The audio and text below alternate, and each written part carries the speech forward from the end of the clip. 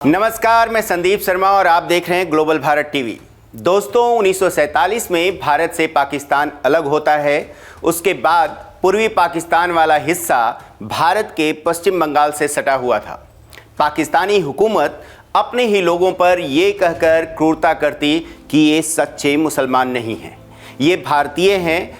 पूर्वी पाकिस्तान में रहने वाले लोग उर्दू की बजाय बांग्ला बोलते थे। अत्याचार बहुत हुआ, फिर भारत की एंट्री होती है। इंदिरा गांधी ने 1971 में ताकत दिखाई तो बांग्लादेश एक अलग मुल्क बना। यानी पहले एक मुल्क पाकिस्तान था, अब दो मुल्क हो गए और दूसरे का नाम बांग्लादेश पड़ा। यानी पहले एक मुल्क पाकिस्तान था, अब दो मुल्क हो गए और दूसरे का नाम बांग्लादेश पड़ा, क्योंकि ये सभी बांग्ला बोलते थे। लेकिन कौन जानता था एक दिन दोनों मुस्लिम देश भारत के लिए जहर की खेती करेंगे। सीधे शब्दों में कहिए तो अमेरिका, चीन और पाकिस्तान मिलकर बांग्लादेश की ज़मीन पर भारत विरोधी प्रयोगशाला खोल चुके हैं। अगले 4 मिनट तक देखिए कैसे कंगाल बांग्लादेश का अकाउंट तेज़ी से बढ़ रहा है। पाकिस्तानी पीएम का बयान, अमेरिका का दखल और चीन की चालबाजी पर हमारी ये स्पेशल रिपोर्ट। दिसंबर के पहले 3 हफ्तों में बांग्लादेश को $2 अरब यानी 24,000 करोड़ बांग्लादेशी टका विदेशी धन प्राप्त हुए। साथ ही यह भी बताया गया है कि हर दिन $95.2 मिलियन यानी 1,142 करोड़ टका बांग्लादेश पहुंच रहा है। केंद्रीय बैंक की रिपोर्ट में कहा गया है कि बांग्लादेश को कुल मिलाकर $2,007 बिलियन मिले हैं। सबसे ज़्यादा हैरानी की बात यह है कि $613.1 मिलियन का एक बड़ा हिस्सा सरकारी बैंकों के माध्यम से प्राप्त हुआ है। विशेष बैंकिंग संस्थानों ने कुल $77.3 मिलियन का दान दिया और इस दौरान निजी बैंकिंग संस्थाओं ने भी $131.1 मिलियन का योगदान दिया है। रिपोर्ट के मुताबिक वित्तीय वर्ष 2024-25 में जुलाई से नवंबर तक बांग्लादेश को आश्चर्यजनक रूप से $11.37 अरब का फंड हासिल हुआ है। नतीजतन मीडिया रिपोर्टों में दावा किया गया है कि मोहम्मद यूनिस के नेतृत्व वाली बांग्लादेश की अंतरिम सरकार इन पैसों का इस्तेमाल भारत के खिलाफ नफरत फैलाने के लिए कर रही है। सीधे शब्दों में समझिए तो जो बांग्लादेशी अमेरिका में रहते हैं उनका अकाउंट इस्तेमाल कर अमेरिकी डीप स्टेट भर भर कर डॉलर बांग्लादेश भेज रहा है। अब सवाल उठता है कि क्या पाकिस्तान का गुलाम बनने की तैयारी में है बांग्लादेश? भारत के खिलाफ एक के बाद एक कदम क्यों उठा रहे हैं मोहम्मद यूनिस?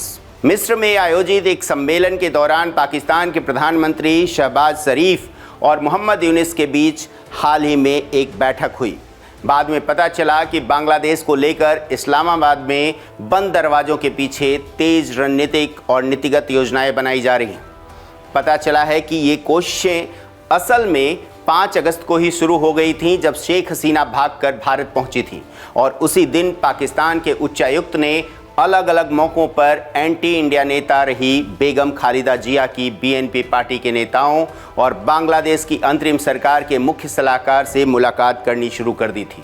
पिछले 4 महीनों में federation of Bangladesh chamber of commerce and industries यानी FBCCI के लिए व्यापारिक समुदायों को एक साथ लाने और पाकिस्तान के साथ व्यापार संबंधों को बेहतर बनाने पर बातचीत की गई और इन्हीं कोशिशों का नतीजा था कि सितंबर महीने तक बांग्लादेश के विदेश मामलों के सलाहकार मोहम्मद तौहीद हुसैन के लिए ये घोषणा करने का मंच तैयार हो गया था कि बांग्लादेश पाकिस्तान के साथ सामान्य संबंध रखना चाहता है। कूटनीतिक विशेषज्ञों के मुताबिक पिछले 4 महीनों में पाकिस्तान और बांग्लादेश के बीच कम से कम 17 आमने सामने की बैठक हुई, जबकि 2019 से शेख हसीना के देश छोड़ने तक ऐसी सिर्फ 2 बैठकें हुई थी।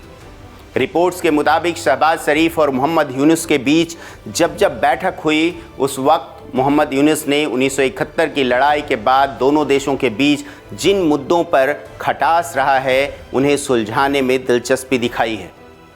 1971 के बाद साल 2024 में पहली बार पाकिस्तान और बांग्लादेश के बीच समुद्री रास्ते के जरिए व्यापार शुरू हुआ और पहली शिप कराची से चटगांव पहुंची। पाकिस्तान अब बांग्लादेशी नागरिकों को अपने वीज़ा पोर्टल पर क्रेडेंशियल अपलोड करने के 48 घंटों के भीतर ही निःशुल्क पाकिस्तानी वीज़ा दे रहा है, जबकि ढाका ने पाकिस्तान से आयात के लिए सीमा शुल्क निरीक्षण के साथ साथ बांग्लादेश में प्रवेश करने के लिए वीज़ा चाहने वाले पाकिस्तानी नागरिकों के लिए सुरक्षा मंजूरी आवश्यकताओं को भी माफ़ कर दिया है।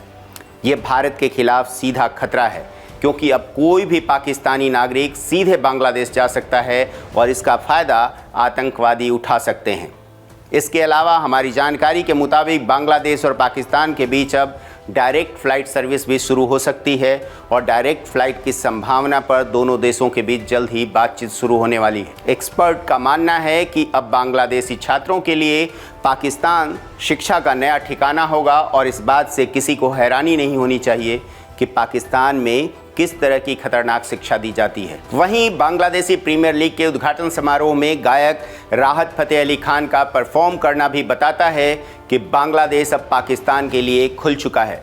हालांकि दूसरी तरफ चीन भी एंट्री ले चुका है, जो भारत के लिए ठीक बात नहीं है। सितंबर की शुरुआत में बांग्लादेश में चीनी राजदूत याओ वेन ने ढाका में पार्टी के केंद्रीय कार्यालय में जमाते इस्लामी के प्रमुख शफीकुर रहमान से मुलाकात की थी और ये 2010 के बाद पहली बार था जब कोई विदेशी राजनयिक जमाते इस्लामी कार्यालय गया था, जो भारत की चिंता बढ़ाता है।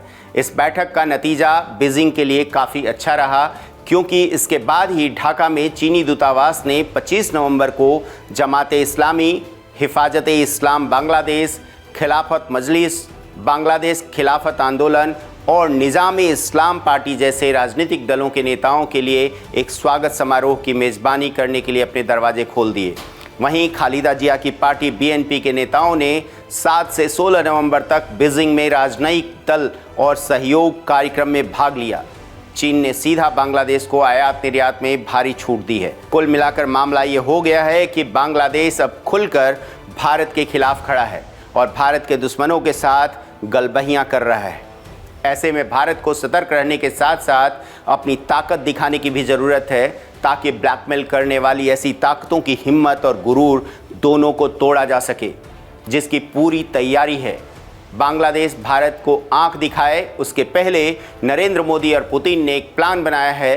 रूस पर भारत का एक एहसान है जिसे उतारने का वक्त आ गया है। वो क्या है, अगले एपिसोड में दिखाएंगे।